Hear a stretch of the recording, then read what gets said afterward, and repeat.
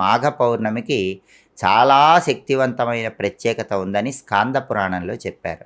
స్కాంద పురాణంలో ఏం చెప్పారంటే, మాఘ పౌర్ణమి రోజు దేవతలందరూ కూడా మనుష్య రూపాన్ని ధరించి అదృశ్యులుగా ఉండి భూమి మీద ఉన్నటువంటి నదుల్లో స్నానం చేస్తారని, దాని ద్వారా అమోఘమైన శక్తి పొందుతారని స్కాంద పురాణంలో చెప్పారు. కాబట్టి మాఘ పౌర్ణమి అంటేనే స్నానానికి ప్రాధాన్యత ఉన్న రోజు.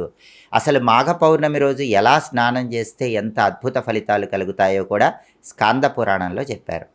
ఎవరైనా మాఘ పౌర్ణమి రోజు వేడి నీళ్లతో ఒక్కసారి స్నానం చేస్తే 6 సంవత్సరాల పాటు ప్రతిరోజు స్నానం చేసిన ఫలితం కలుగుతుంది. అలాగే మాఘ పౌర్ణమి రోజు బావి నీళ్లతో స్నానం చేస్తే 12 సంవత్సరాల పాటు ప్రతిరోజు బావి నీళ్లతో స్నానం చేసిన ఫలితం కలుగుతుంది. అలాగే చెరువులో ఒక్కసారి స్నానం చేస్తే మాఘ పౌర్ణమి రోజు 24 సంవత్సరాల పాటు ప్రతిరోజు చెరువులో స్నానం చేసిన ఫలితం